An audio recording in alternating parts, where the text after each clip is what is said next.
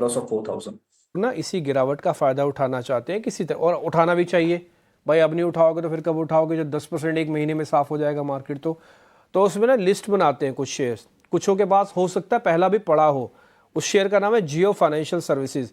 मैं 3-4 दिन से लगातार पूछ रहा हूँ, काफ़ी सारे लोगों ने लिया भी होगा, नहीं तो कुछों को तो रिलायंस के साथ ही मिल गया होगा क्योंकि उन्होंने ही काट के अलग किया था इसको। तो जिनके पास है और जिनके पास नहीं है, उन दोनों पे आपकी राय क्या है?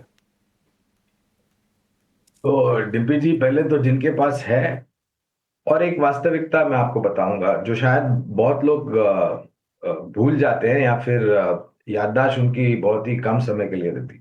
जब इस कंपनी का विभाजन हुआ था और अलग रूप में इसको लिस्ट करने का प्रयास चल रहा था, और जिस समय पर एक स्पेशल मूल्यांकन तय करने के लिए आधा घंटा मेरे ख्याल से बाजार खोला गया था, तब इसका भाव 200 के आसपास बुक वैल्यू थी मेरे ख्याल से, और ये 260 पे जाकर के थमा था।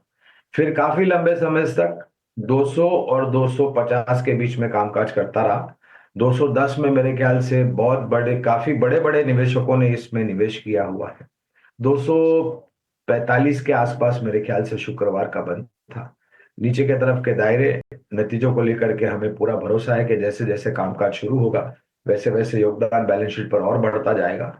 325 330, अगर मेरी याददाश्त सही है तो 325 330 के लक्ष्यांक हमने निर्धारित किए हैं। जिनके पास है निवेश लायक पूंजी है, जो कि होनी चाहिए, क्योंकि बाजार में जिस प्रकार से गिरावट आई है, अगर आपको 25-26 हजार में बच्चा बाजार अच्छा लग रहा था, तो 23 हजार में आपको क्यों नहीं अच्छा लग रहा है, ये मेरा प्रश्न होगा।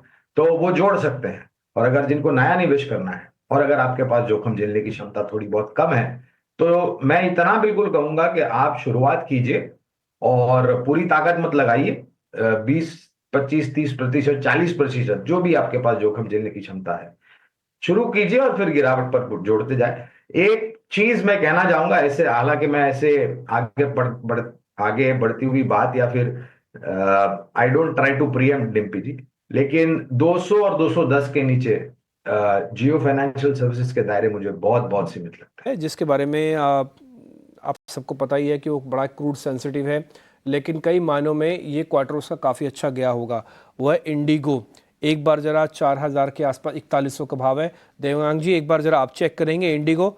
मैं ठीक बजट से पहले लेना चाहता हूँ। बजट से मेरे को नहीं मालूम कि कोई अनाउंसमेंट आएगी, बट अगर थोड़ी भी डिस्क्रिशनरी इनकम बढ़ाई, हाथ में पैसा आया, तो जूता चप्पल कपड़े के अलावा फ्लाइट भी होती हैं आजकल।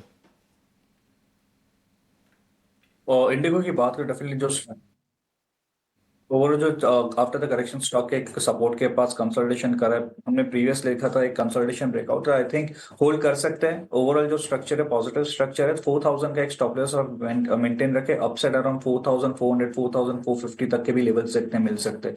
तो हम बाय करने की सलाह है कि विद स्टॉप लॉस ऑफ 4000।